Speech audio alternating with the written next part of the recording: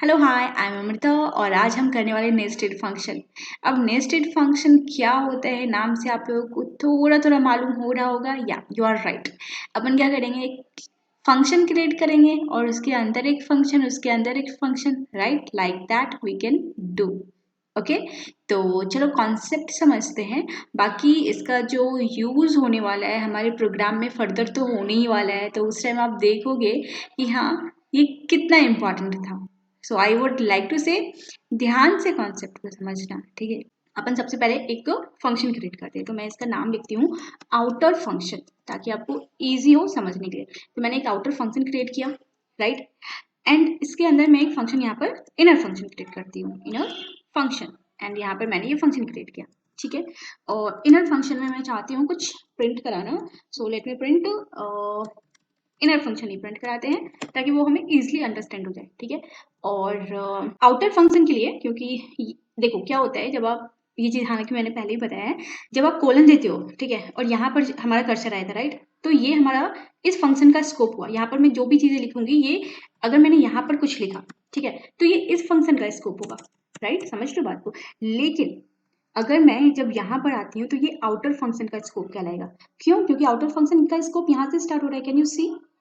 Cursor जो blink हो रहा है उस पर ध्यान दो, ये यहाँ पर से इसका स्कोप स्टार्ट हो रहा है ना। तो आउटर फंक्शन के लिए मैं जो भी आउटर फंक्शन से प्रिंट लेना चाहती हूँ वो यहाँ पर लिखूंगी, ठीक है, इसके स्कोप में, ठीक है। यहाँ पर मैं लिख देती हूँ आउटर फंक्शन। समझ में आई बात? Okay, cool. अब अपन फंक्शन से बाहर आएंगे और फंक्शन तो हमने ये डिफाइन किया। अभी हमने क्या किया है, फंक्शन, दोनों ही फंक्शन को सिर्फ डिफाइन किया है। And you know very well कि जब तक आप फंक्शन को कॉल नहीं करोगे वो हमें कुछ भी नहीं होने वाले हमारे प्रोग्राम में, है ना। तो फंक्शन को कॉल करते हैं, तो आउटर फंक्शन ये हमारा है। एंड इस तरह अपन फंक्शन कॉल करते हैं, है ना। तो चलो इसे चलो इसे रन करते हैं और देखते हैं हमें क्या आउटपुट मिलता है। Okay, so here you can सी हमें आउटपुट में मिला आउटर फंक्शन, मतलब इसने सिर्फ मुझे ये प्रिंट दिया, इसने ये वाला प्रिंट तो दिया ही नहीं, इनर फंक्शन। क्यों? ऑब्वियस सी बात है, अभी जस्ट मैंने आपको बताया कि फंक्शन को जब तक कॉल नहीं करोगे वो काम नहीं करने वाला है ना। तो इसका मतलब मुझे इस फंक्शन को भी तो कॉल करना होगा ना, और इस फंक्शन को कॉल कहाँ पर करेंगे अपन? यहाँ पर करेंगे, इसके स्कोप में। देखो, अगर किसी को थोड़ा सा भी डाउट हो रहा है ना कि मतलब कैसे क्या कंफ्यूजन, एक बात बताती हूँ। कहाँ पर अपन को कॉल करना होता है, स्कोप देखना होता है, ठीक है, फंक्शन का।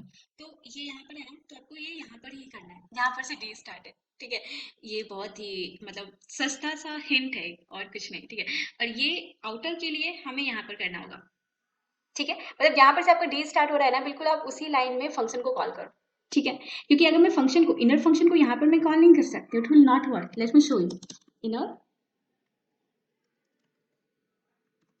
फंक्शन। यू कैन सी ये अभी हमें एरर दे रहा है। एंड अगर मैं इसे रन करती हूँ तो name error is not defined. Okay, ये समझ ही नहीं पा रहा है कि ये क्या है, क्योंकि ये गलत जगह पर है ना, इसको मैंने सही जगह पर कॉल किया नहीं है। अब मैं इसे उठा करके यहाँ पर दे देती हूँ, बस। अब ये क्या होगा, ये काम कैसे कर रहा है इस प्रोग्राम को, थोड़ा ये समझते हैं। देखो, सबसे पहले क्या होना है ना, ये अभी कुछ भी प्रोग्राम हमारा नहीं समझता है, नथिंग, क्योंकि ये यहाँ पर डेफिनेशन है, राइट। हमारा जो प्रोग्राम का कंट्रोल है वो ढूंढता है, अच्छा फंक्शन है तो कॉल तो हो रहा होगा कहीं पर, तो वो पहले ढूंढता है कॉल कहाँ हो रहा है, तो वो सबसे पहले हमारा प्रोग्राम का कंट्रोल यहाँ पर आएगा। और ये अब कंट्रोल यहाँ पर भेजेगा, क्योंकि कॉल हुआ है तो ये इसके पास आएगा। अब जब इसके पास आया तो इसने देखा, अच्छा यहाँ पर फिर से एक फंक्शन है, तो अब ये भी कुछ रन नहीं करना है, ठीक है। लेकिन हाँ, ये प्रिंट हो जाएगा क्योंकि ये आउटर के लिए था। लेकिन ये वाला अभी काम नहीं करेगा, ये ढूंढेगा अपना कॉलिंग, इसका कॉलिंग कहाँ है। इसने देखा, अच्छा इसको कॉल मिल गया, ये वापस से यहाँ आएगा, ठीक है, और फिर उसके बाद ये इसे प्रिंट करेगा। तो मतलब पहले हमारा ये प्रिंट होगा और उसके बाद ये प्रिंट होगा, राइट। चलो इसे रन करते हैं। Okay, so here you can see हमारा outer function then inner function. You might be thinking कि इनर फंक्शन पहले था तो इसे पहले प्रिंट होना चाहिए था, आउटर फंक्शन बाद में था तो इस बात में नहीं। अभी मैंने आप लोगों को कंट्रोल समझाया ना, कंट्रोल स्ट्रक्चर क्या होता है। सबसे पहले ये इसके लिए काम करेगा, है ना, और फिर ये इसके लिए काम करेगा, राइट, गॉट इट। ओके, अगर मैं इसे ऊपर लिख देती हूँ तो क्या होता है, चलो देखते हैं। अगर मैंने क्या किया, प्रिंट से पहले ही इसकी कॉलिंग कर दी, राइट। अब ये कैसे काम करेगा? ओके, तो अभी ये यहाँ गया, ठीक है, और फिर उसके बाद मतलब कॉल हुआ फंक्शन, वो यहाँ आया। देन यहाँ आया। अब यहाँ पर जब हमारा कंट्रोल आता है प्रोग्राम का, वो कॉलिंग ढूंढता है, वो इसे रन नहीं करेगा, वो इसके पास आएगा, अच्छा कॉलिंग मिल गया, ठीक है। अब वापस से वो फंक्शन के पास आएगा और फिर इसे प्रिंट करेगा, एंड देन उसके बाद ये वापस यहाँ आएगा और उसके बाद इस लाइन को रन करेगा और आउटर फंक्शन प्रिंट हुआ। तो मतलब इस सिनेरियो में पहले ये प्रिंट होगा inner function and then outer function. Got it? चलो इसे रन करो and here you can see हमारा पहले इनर फंक्शन हुआ एंड देन आउटर फंक्शन। समझ में आई बात? बहुत बहुत ही बेसिक सा मैंने आप लोगों को यहाँ पर एग्जांपल देकर समझाया है, ठीक है। तो आई होप आप लोगों को ये समझ में आ गया होगा, ठीक है।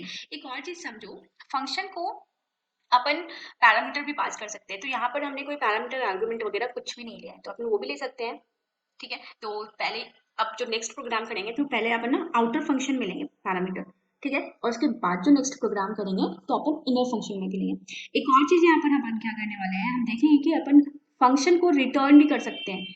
अभी यहाँ पर हम फंक्शन कॉल कर रहे हैं, लेकिन अब मैं फंक्शन रिटर्न करने की बात कर रही हूँ। कैसे क्या करेंगे, of course we will see. और उसके बाद अपन फंक्शन वेरिएबल भी क्रिएट कर सकते हैं, जिस तरह हम नॉर्मल वेरिएबल क्रिएट करते हैं ना, तो यहाँ पर फंक्शन वेरिएबल क्रिएट करेंगे, ठीक है। चलो देखते हैं कैसे करते हैं। तो यहाँ पर आपको एक सेकेंड, यहाँ पर मैं इसे थोड़ा या got it। तो मैंने एक फंक्शन लेती हूँ, ठीक है, मैं इसका नाम पेरेंट रखती हूँ, ठीक है, पेरेंट फंक्शन। यहाँ पर एक एक्स ले लिया मैंने, ठीक है, पैरामीटर, ओके। और जस्ट यहाँ पर चाइल्ड फंक्शन ले लेते हैं, चाइल्ड एफ, नाम कुछ भी रखो, है ना। और यहाँ पर आप कुछ इससे काम कराइए, इसे टास्क, ठीक है, चाइल्ड फंक्शन से। तो चाइल्ड फंक्शन से मैंने काम कराया, मुझे x+2 दो, ठीक है। और देखो मैंने ये जो हमारा पैरामीटर है वो इसके लिए काम करेगा, यस इट कैन डू, ठीक है। मतलब इसके जो भी प्रॉपर्टीज है, राइट, आउटर फंक्शन की जो भी हमारी प्रॉपर्टीज होती है वो इनर फंक्शन यूज कर सकते हैं। मतलब इसके जो वेरिएबल्स वगैरह होते हैं वो इनर फंक्शन यूज कर सकते हैं, ठीक है। ये बिल्कुल आपका ग्लोबल और लोकल की तरह मान लो, जो हमारे आउटर फंक्शन होते हैं वो बिल्कुल ग्लोबल फंक्शन की तरह होते हैं, ठीक है, हमारे ग्लोबल वेरिएबल की तरह होते हैं, जिससे चाइल्ड यूज कर सकते हैं। जो हमारा चाइल्ड फंक्शन है, जो इनर फंक्शन है, वो यूज कर सकता है, उसका एक्सेस है यहाँ पर, ठीक है। हमने लोकल वेरिएबल और ग्लोबल वेरिएबल में ये कॉन्सेप्ट समझा था, ठीक है। चलो, तो अब ये हमें कुछ रिटर्न करेगा, राइट। और यहाँ पर मैं कराऊंगी अपने फंक्शन को रिटर्न। मुझे कुछ प्रिंट नहीं कराना है, मुझे बस यहाँ पर रिटर्न कराना है। चाहो तो प्रिंट भी करा सकते हो, बट मुझे नहीं कराना है, because I want to show you कि आप फंक्शन को रिटर्न भी करा सकते हो, ठीक है। तो रिटर्न आपको सिर्फ फंक्शन का नाम लिखना होता है, इनर फंक्शन का नाम लिखना होता है, बस और कुछ नहीं। और अब अपन को यहाँ पर क्या करना है, कॉल करना है हमारे पेरेंट फंक्शन को। एंड एक सेकेंड, यहाँ पर क्योंकि हमने पैरामीटर लिया है तो आर्गुमेंट पास करना होगा, तो मैंने ये आर्गुमेंट 5 दिया, ठीक है। तो इसे रन करते हैं और हालांकि ये अभी कुछ भी नहीं देने वाला है, इसे रन कर लो, देख लो, ये हमें कुछ प्रिंट नहीं देने वाला है, राइट, है ना, क्योंकि अभी मैंने यहाँ पर कुछ प्रिंट कराया नहीं है, मैं तो अभी रिटर्न दिया है, राइट। अब यहाँ पर हमारा टर्न आता है फंक्शन वेरिएबल क्रिएट करने का, ठीक है। चलो, तो फंक्शन वेरिएबल के लिए मैं क्या करती हूँ, मैं यहाँ पर एक वेरिएबल ए नाम का वेरिएबल मैंने लिया हुआ है, ठीक है। ये ए मेरा एक वेरिएबल है जो कि फंक्शन वेरिएबल है, ठीक है। मैंने यहाँ पर ये कर दिया और अब मुझे इस जो फंक्शन वेरिएबल मैंने लिया है अब इसे प्रिंट कराना है, तो क्योंकि ये फंक्शन वेरिएबल है तो इसलिए मुझे यहाँ पर इसके साथ पैरेंथेसिस भी देने होंगे, ठीक है। अब इसे रन करते हैं and here you can see the result 7। Got it, right, 5 + 2 7। तो इस तरह हमारा काम करता है nested function with argument, okay.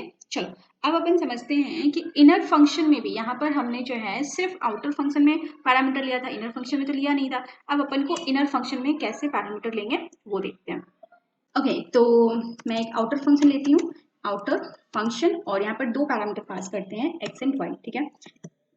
यहाँ पर मैंने इनर फंक्शन लिया, इनर फंक्शन, एंड यहाँ पर भी अपन दो पैरामीटर एम एंड एन पास किया, ठीक है। और इसमें टास्क करा लेते हैं इनसे, ठीक है, रिटर्न एम इंटू एन। तो मैंने इनसे ये काम कराया, ठीक है, जो हमारे इनर फंक्शन करेगा, ठीक है। और यहाँ पर एक टास्क करा लेती हूँ मैं, return X plus Y plus inner function जो भी वैल्यू देगा, ठीक है, वो भी साथ में, ठीक है। तो ये यहाँ लिया एंड एक्स एंड वाई। अभी देखो यहाँ पर हो क्या रहा है, ठीक है, आई विल शो यू, घबराने वाली बात नहीं है। यहाँ पर आप सोच रहे हो कि यहाँ पर मैंने एम एंड एन लिया और यहाँ पर मैंने जो है पैरामीटर एक्स एंड वाई लिया, वाई, है ना। कंफ्यूज हो रहे हो, बिल्कुल घबराने वाली बात नहीं है, 2 मिनट रुको, सारा डाउट क्लियर हो जाएगा, ठीक है। अब मुझे कॉल कराने हैं अपने आउटर फंक्शन को, ठीक है। तो आउटर फंक्शन लिया एंड यहाँ पर आर्गुमेंट पास करने हैं 2 and 3, ठीक है। और इसे हमें कराना है व्हाट प्रिंट, ठीक है। तो प्रिंट, अब ये मुझे क्या कैसे प्रिंट देगा, so let me write it and show. Okay, तो इसने मुझे 11 दिया, can you see here how, now understand.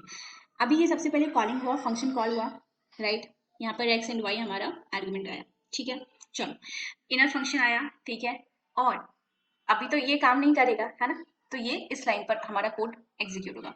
अब यहाँ पर जब एग्जीक्यूशन होगा तो इसने देखा अच्छा इनर फंक्शन की कॉलिंग हो रही है, और इनर फंक्शन को क्योंकि इसे भी चाहिए थे वैल्यूज, 2 पैरामीटर इसने पास किया है तो 2 आर्गुमेंट उसे चाहिए, और इसने as a argument X Y को ही लिया है, समझ रहे हो, मतलब ये 2 and 3 को ही। और मैंने आपको बताया कि आउटर फंक्शन की प्रॉपर्टीज इनर फंक्शन की प्रॉपर्टीज है, राइट। तो क्योंकि इसने एक्स एंड वाई ही लिया है तो इसने 2 and 3 लिया। अब ये यहाँ पर आएगा वापस और इस यहाँ पर पास करेगा 2 and 3, तो ये क्या हो गया 2 into 3 6, राइट। अब ये वापस यहाँ पर आएगा, तो 2 + 3 5 + 6 कितने हुए 11, और उसने यहाँ पर मुझे प्रिंट दे दिया 11, गॉट इट। तो ये इस तरह काम करता है। तो अभी मैंने यहाँ पर ग्लोबली यूज किया, आप चाहो तो इसे लोकली भी यूज कर सकते हो। इसके लिए मैं काम करती हूँ, इसे एज इट इज रहने देती हूँ, और the changes I will make here, I will show it here. Okay, so what you have to do, simple, you have to pass the argument here for m and n, right। मैं यहाँ पर 3 and 4 मैंने यहाँ पर argument, मुझे अगर changes करने हैं, मैं नहीं चाहती हूँ ग्लोबल यूज करना, तो यहाँ पर मैं पास करूंगी। तो ये 3 हमारा m हो गया, 4 हमारा n हो गया। नाउ आप मुझे बताओ इसका आंसर क्या होना चाहिए, ठीक है। Pause the video and write in the comment section इसका आउटपुट क्या होगा, ठीक है। तो I will not run it, ये इसका आंसर आप मुझे बताओ, ठीक है। I hope you can guess it. Guess करने से अच्छा प्रोग्राम को रन करो, प्रोग्राम रन करो, कॉन्सेप्ट खुद समझ में आ जाएगा, थोड़े बहुत ऊपर नीचे चेंजेस कर लो तो और अच्छे से कॉन्सेप्ट क्लियर हो जाएगा, ठीक है। चलो, तो मैं वीडियो को यहीं पर एंड करती हूँ, ठीक है। बाय बाय एंड यस मुझे बताओ, ओके।